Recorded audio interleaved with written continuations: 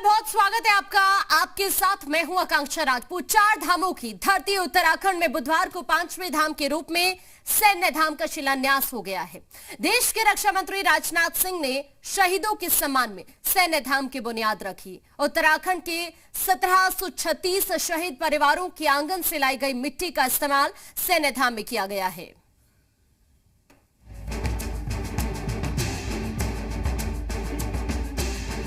उत्तराखंड में 5वें धाम के रूप में बन रहे सैन्य धाम का रक्षा मंत्री राजनाथ सिंह ने शिलान्यास किया। देहरादून में राजनाथ सिंह ने शहीदों की मिट्टी पर पुष्पांजलि अर्पित की। उन्होंने जनता को संबोधित करते हुए कहा कि उत्तराखंड हमेशा से शौर्य, साहस और पराक्रम के किस्सों के लिए जाना जाता है।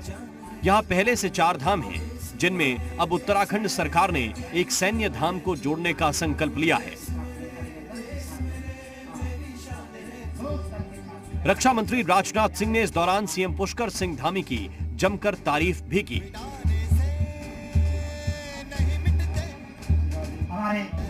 जैसा मोदी जी ने आज के 4 साल पहले कहा था, उत्तराखंड में 4 धाम है।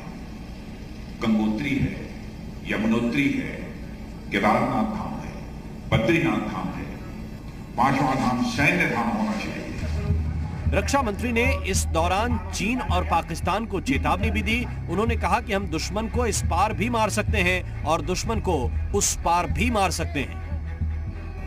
और हमने यह संदेश दे दिया सर्जिकल स्ट्राइक और एयर स्ट्राइक के माध्यम से, यदि हम जरूरत पड़ी हम दुश्मन को तो इस पार मार ही सकते हैं, जरूरत पड़ी तो उस पार भी जाकर हम दुश्मन को मार सकते हैं।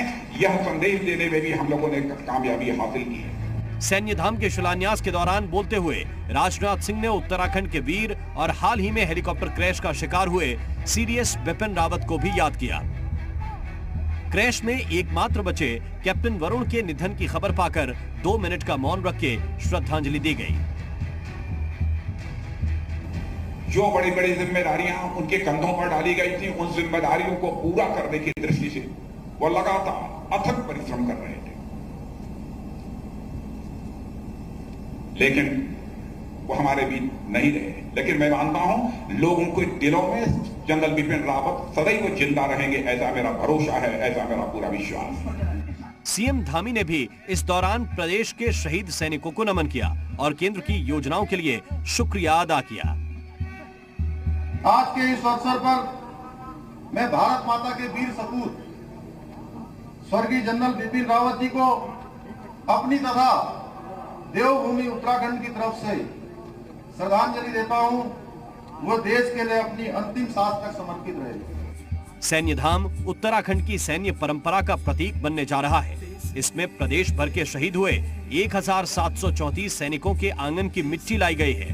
बीजेपी सरकार के इस कदम को चुनाव के लिए सैन्य परिवारों को साधने की कवायद के तौर पर देखा जा रहा है। ब्यूरो रिपोर्ट, जी मीडिया।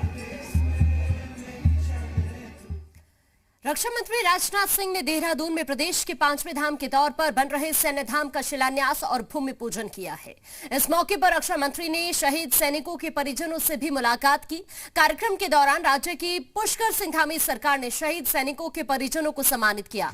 करीब 63 करोड़ की लागत से देहरादून के गुनियाल गांव में सैन्य धाम का निर्माण हो रहा है।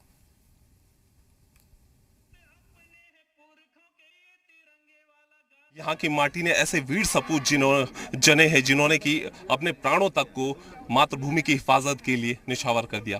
बहुत से लोग और भी हैं जिनसे बात करेंगे। मैम, आज रक्षा मंत्री यहाँ पर आए हैं और एक वीर नारियों का भी सम्मान हुआ है, किस तरीके से? हम लोगों को तो बहुत गौरव महसूस हो रहा है इतने सालों के बाद।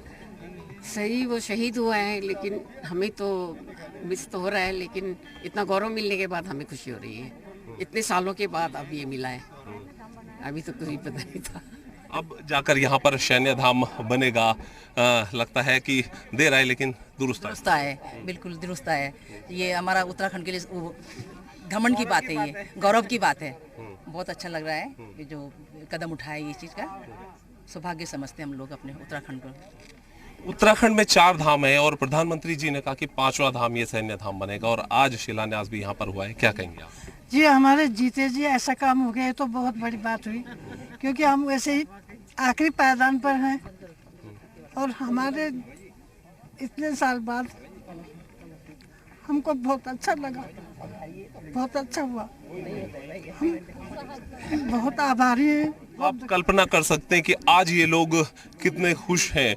हालांकि इन्होंने अपनों को खोया जरूर है देश की हिफाजत के लिए, लेकिन अब जिस तरीके से उत्तराखंड में सैन्य धाम बनेगा और सैन्य धाम को बनाने के लिए जो शहीदों के आंगन की मिट्टी को यहाँ पर लाया गया है, आज रक्षा मंत्री ने भी उनका सम्मान किया है और सम्मान पाकर ये लोग खुद को गौरवान्वित महसूस कर रहे हैं।